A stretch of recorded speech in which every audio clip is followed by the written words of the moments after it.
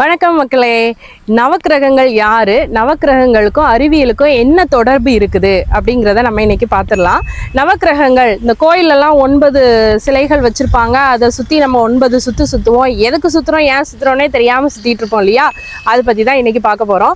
நவக்கிரகங்கள் நாளும் கோள்களை பற்றி நம்ம முன்னோர்கள் எழுதி வைத்தது தான். அப்படி என்னது அப்படின்னா வானவியல் சாஸ்திரம்னு சொல்லுவோம். அதை அடிப்படையாக வைத்து தான் என்ன அது நம்மளோட உயிர்களும் நம்மளோட பூமியில் உள்ள எல்லா உயிரினங்கள் எல்லாமே இயங்கி கொண்டிருக்குங்கிறத சொல்லலாம். அப்படி என்னென்ன அதில் ஸ்பெஷல் இருக்குது, யார் இவங்கலாம் அப்படிங்கிறத நம்ம பார்த்துருவோம். முதல் கிழமையை வச்சே பேஸ் பண்ணி நான் சொல்லிட்டு வரேன். ஞாயிறு அப்படின்னு சொன்னால் பகலவன், ஆதவன் அப்படிங்கிற யாரு அப்படின்னு சொன்னால் சூரியன். இந்த சூரிய பகவான் அப்படிங்கிறவர் யாரு அப்படின்னு சொன்னால் கோள்களோட கூட்டத்தில் இருக்கக்கூடிய கோள்கள் கிடையாது, மிகப்பெரிய நட்சத்திரம். இந்த மிகப்பெரிய நட்சத்திரத்தை வைத்து தான் அத்தனை கோள்களும் இயங்கி கொண்டிருக்கின்றன. அதுதான் நம்ம என்னதில்லை அப்படின்னு சொன்னால் கேலக்சின்னு சொல்லக்கூடிய பால்வெளி மண்டலம். இந்த சூரிய பகவான் எதற்கு பெயர் பெற்றவர் அப்படின்னு சொன்னா அரச பதவிகளை கொடுப்பதில் பெயர் பெற்றவர். எப்போதும் வெளிச்சத்திற்குரிய விதமாக வாழ்க்கை அமைப்பதில் பெரிய வல்லமை கொண்டவர்னு சொல்லலாம்.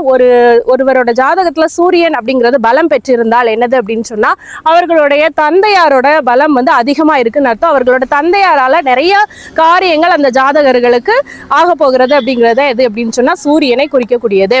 இவருடைய காயத்ரி என்ன சொல்லுவோம் அப்படின்னு சொன்னா 3 வரி தான். ஓம் அச்வத்வஜாய வித்மஹே பாசஹஸ்தாய தீமகி தன்னோ சூரிய பிரச்சோதயாத். இது எதுக்கு அப்படி சொல்லுவோம் அப்படின்னு சொன்னா காயத்ரி மந்திரம் ஒவ்வொரு கடவுள்களுக்கும் இருக்கிற மாதிரி அன்னைக்கே வகுத்து வச்சுட்டாங்க சூரிய பகவானோட காயத்ரி. இது ஒண்ணு. ஞாயிறுக்கு அப்புறமா என்ன சொல்லுவோம் நம்ம? திங்கள் யாரு? திங்கள் மதி யாரு? சந்திரன். இந்த சந்திர பகவானோ எதுக்காக சொல்வோம் அப்படின்னு சொன்னா நம்ம பூமியோட துணைக்கோள்னு சொல்வோம். இந்த பூமிக்கு வெளிச்சத்தை இரவு நேரங்கள்ல வெளிச்சத்தை கொடுக்கக்கூடிய வல்லமை பெற்றவர் யாரு அப்படின்னு சொன்னா சந்திரன். இந்த சந்திரன் 27 நாட்கள்ல மொத்தமா பௌர்ணமியாகவும் அமாவாசையாகவும் 15 நாட்களுக்கு ஒருக்கா மாறி மாறி வந்து கொண்டிருக்கிறார். வளர்பிறை சந்திரன் என்பது பௌர்ணமி நாட்களிலும், தேய்பிறை சந்திரன் என்பது பௌர்ணமிக்கு அடுத்து வரக்கூடிய 15 நாட்கள்லையும் அவர் என்ன பண்றாரு அப்படின்னு சொன்னா வலம் வந்து கொண்டிருக்கிறார். அவர் 27 நட்சத்திரங்கள்ல பிரவேசிக்கிறார். ஒரு நாளும் ஒரு நட்சத்திரத்துல பிரவேசிக்கிறார். அந்த டைம் தான் என்னது அப்படின்னு சொன்னா நம்ம ராசி பலன்ல சொல்லக்கூடிய சந்திராஷ்டமம் அப்படின்னு சொல்லுவோம் இல்லையா? அதுதான் என்னது அப்படின்னு சொன்னா அந்த சந்திரனோடைய அஷ்டமாதிபதி இருக்கக்கூடிய இடத்துல அன்னைக்கு அந்த நட்சத்திரத்துல சந்திரன் பிரவேசிக்கக்கூடிய மறைதல், அந்த இடத்துல சந்திரன் மறைந்திருந்தார். அதுதான் எது அப்படின்னு சொன்னா சந்திராஷ்டமம் சொல்லுவோம். அன்னைக்கு யாருமே அந்த நட்சத்திரத்துல உள்ளவங்க வம்பு பேசாதீங்கப்பா, எந்த நல்ல காரியத்துல இறங்காதீங்கப்பா அப்படின்னு சொல்றது இதுக்காக தான். இந்த சந்திரனோட காயத்ரி சொல்றேன். ஓம் பத்மத்வஜாய வித்மஹே ஹேம ரூபாய தீமகி தன்னோ சோம பிரச்சோதயாத். அடுத்ததை யார் பார்க்க போறோம் அப்படின்னு சொன்னா செவ்வாய் அப்படிங்கிறது கோள்கள்ல மார்ஸ் அப்படின்னு சொல்லக்கூடிய, இங்கிலீஷ்ல சொல்லக்கூடிய மார்ஸ் சிவந்த கோள். இதை பத்தி நம்ம மக்கள் எல்லாமே, மனித இனங்கள் எல்லாமே ஆராய்ச்சி பண்ணிட்டு இருக்காங்க. முன்னோட ஜென்மத்துல அந்த இடங்கள்ல பல நூற்றாண்டுகளுக்கு முன்னாடி அந்த இடங்கள்ல நிறைய மனிதர்கள் வாழ்ந்ததான அடையாளங்கள் எல்லாம் இருக்குன்னு சொல்றாங்க.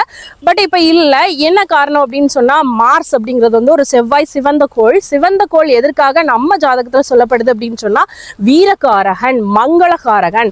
அதாவது என்ன சொல்லுவோம் அப்படின்னு சொன்னா ஒரு செவ்வாய் ஒரு ஜாதகத்துல பலம் பெருந்தது அப்படின்னு சொன்னா, நல்ல இடத்துல இருந்தது அப்படின்னு சொன்னா நல்ல வீரமான துணிச்சலான செயல்களை செய்யக்கூடியவராகவும் அரசு துறையில இருக்கக்கூடியவராகவும் இருப்பார்கள். இதே இதுக்கு பலம் குறைஞ்சி இருந்தது அப்படின்னு சொன்னா அவங்க எப்போதும் சண்டை போட்டுட்டே இருப்பாங்க. யாருக்கிட்டனாலும் என்ன வேணாலும் சரி சண்டை போட்டுறதுக்கு, ஒரு தர்க்கம் பண்றது, அந்த மாதிரி விஷயங்கள்ல ஈடுபடுவாங்க. ரத்தம், சிவப்பு, இது எல்லாம் தான் யாரை குறிக்கும் அப்படின்னு சொன்னா செவ்வாயை குறிக்கும். அதனாலதான் அதோட காயத்ரி மந்திரத்துல கூட வீரத்வஜாய வித்மஹே விக்னஹஸ்தாய தீமகி தன்னோ பௌம பிரச்சோதயாத் அப்படின்னு சொல்லி குறிச்சிட்டு இருக்காங்க. செவ்வாய்க்கு அடுத்து யாரை பார்க்க போறோம் அப்படின்னு சொன்னா புத பகவான். That is a main planet. நம்மளோட சோலார் சிஸ்டத்துல ஃபர்ஸ்ட் பிளானட் எது அப்படின்னு சொன்னா மெர்க்குரிங்கிறத யாரு அப்படின்னு சொன்னா புத பகவான். சூரியனுக்கு மிக பக்கத்துல இருக்கக்கூடியவர். இப்ப இவர் 2 பேரும் சூரியனும் புதனும் சேர்ந்து இருந்தாங்க அப்படின்னு சொன்னா ஒரு ஜாதகத்துல அதை என்ன சொல்லுவாங்க அப்படின்னு சொன்னா புத ஆதித்ய யோகம்னு சொல்லுவாங்க. இந்த புத பகவான் எதற்குரிய காரத்துவம் பெற்றிருக்கிறார் உங்களுடைய ஜாதகத்துல அப்படின்னு சொன்னா ஒரு புதன் அப்படிங்கிறது யாரை குறிக்கும் அப்படின்னு சொன்னா எதை குறிக்கும் அப்படின்னா தொழில் குறிக்கும். தொழில்காரகன், தொழிலை வல்லமை படுத்த நுணுக்கங்களை, அறிவு, ஆற்றலை பெறக்கூடியது யாரு அப்படின்னு அப்படின்னு சொன்னா புத பகவான். கஜத்வஜாய வித்மஹே சுகஹஸ்தாய திமகி தன்னோ புத பிரச்சோதயாத். அடுத்தது யாரு அப்படின்னு பாத்தீங்க அப்படின்னு சொன்னா, இன்னொன்னு சொல்ல மறந்துட்டேன். இந்த புதன் வந்து யாரு அப்படின்னு சொன்னா ரோமானிய கடவுள்கள்ல வந்து கடவுள்களோட தூதுவர்னு சொல்லுவோம். இவர்கிட்ட சொன்ன அந்த அந்த விஷயங்களை வந்து கடவுள்கிட்ட போய் சொல்லக்கூடிய வல்லமை பெற்றவர்னு சொல்லி ரோமானிக் பீப்புள் இப்போ வரைக்கும் நம்பிட்டு இருக்காங்க. ரோமன் தட் இஸ் இவர் வந்து யார் அப்படின்னு சொன்னா ரோமன் காட்ல ஒருத்தர். அடுத்ததா யாரை பார்க்க போறோம் அப்படின்னு சொன்னா குரு பகவான். குரு பகவானோட காயத்ரி என்னன்னு சொல்லியிருந்தேன். ஓம் ரிஷபத்வஜாய வித்மகே கிருணிஹஸ்தாய திமகி தன்னோ குரு பிரச்சோதயாத். இவர் தாங்க கோள்களே மாஸ்டர் பீஸ்ன்னு சொல்லுவோம்.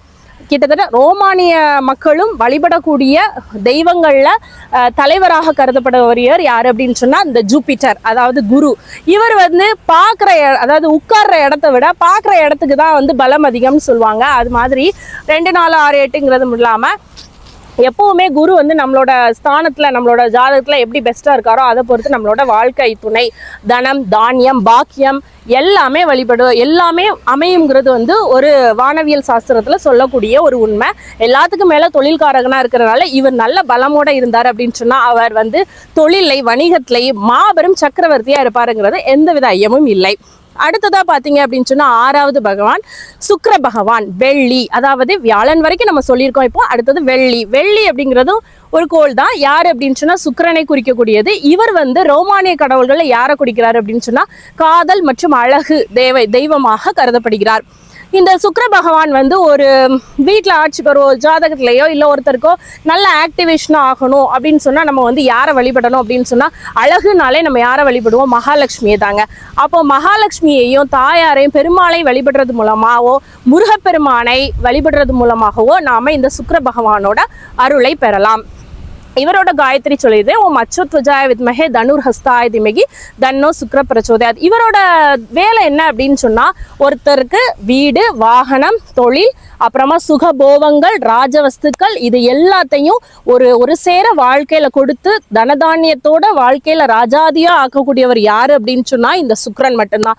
மொத்தத்துல சுகபோக வாழ்க்கைக்கு அதிபதி யாரு அப்படின்னு சொன்னா இந்த சுக்கிரன். இந்த சுக்கிரன் ஆக்டிவேட் பண்ணனாலே நீங்க இந்த மாதிரி விஷயங்களை கடைபிடிச்சுக்கலாம். அடுத்ததை யாரு அப்படின்னு சொன்னா நம்மளோட கர்மா காரகன். ஏற்கனவே நான் ஒரு வீடியோல போட்டிருக்கேன் கர்மா காரகன் யாரு அப்படின்னு சொல்லி சனீஸ்வர பகவானை தான் சொல்றோம். இவர் வந்து சாட்டான் அப்படின்னு சொல்லி அழைக்கப்படுறாரு நம்மளோட கோள்கள்ல. இவரோட காரணம் என்ன அப்படின்னு சொன்னா நாம செய்யக்கூடிய நல்ல வினைகள் கெட்ட வினைகளுக்கு எல்லாம் பதில் கொடுத்து அதற்கு தகுந்தாற் போல நம்மளை நல்ல ஒரு உருவமாக மாற்றி அமைக்கக்கூடியவர் யாரு அப்படின்னு சொன்னா இந்த சனி பகவான். ஒரு கிளே இருக்கு, களிமண் இருக்கு அப்படின்னு சொன்னா அந்த களிமண்ணை வந்து களிமண்ணா இருக்காம அதை வந்து நம்மள ஒரு செதுக்கி நல்ல ஒரு ரூபம் பெற்று சமூகத்துல ஒரு நன்மதிப்பை பெற்று தரக்கூடிய அளவுக்கு ஒரு பாடங்களையும் புகட்டி சொல்லி கொடுக்கக்கூடியவர் யாரு அப்படின்னு சொன்னா இந்த சனி பகவான். அதனாலதான் இவரை ஆயுள்காரகன்கிறது மட்டும் இல்லாம கர்மாகாரகன்னு சொல்லுவோம். அடுத்தது யாரு அப்படின்னு பாத்தீங்கன்னா 2 பேரும் நிழல் கிரகங்கள். இவங்க வந்து கிரகங்கள்னு நம்ம சொல்ல முடியாது. இவங்க வந்து சூரியன் வட்டப்பாதையிலையும் சந்திரனோட வட்டப்பாதையிலும் இருக்கக்கூடிய ஒரு மைய வெட்டு புள்ளி. இவங்க வந்து யாரு அப்படின்னு சொன்னீங்கன்னா ராகு கேது. இவர்களை வச்சுதான் இப்ப அடுத்த வாரம் வரக்கூடிய இந்த கிரகணம் சந்திர கிரகணமானது நிகழப்போகிறது. சூரிய கிரகணத்துக்கும் இவங்க தான் காரணம், சந்திர கிரகணத்துக்கும் இவங்க தான் காரணம். அப்படி என்ன செய்வாங்க அப்படின்னு சொன்னா இவர்கள் 2 பேரும் நிழல் கிரகம்ங்கிறதுனால பாம்பாக இவங்களை பாவித்து வழிபட்டிருக்காங்க நம்ம முன்னோர்கள்.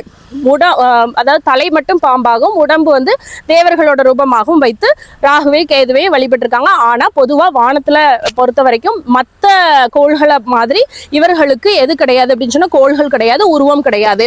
இவர்கள் ஒரு ஜாதகத்துல வலுப்பெற்று இருக்கும்போது கேதுவானவர் ஞானத்தை கொடுப்பவராகவும் ராகுவானவர் சுகபோகத்தையும் பிளஸ் அதோட தைரிய வீரிய செயல்கள் துணிச்சலான பெரிய செயல்களை செய்யக்கூடியவராகவும் காட்சி கொடுத்து கொண்டு வருகிறார்.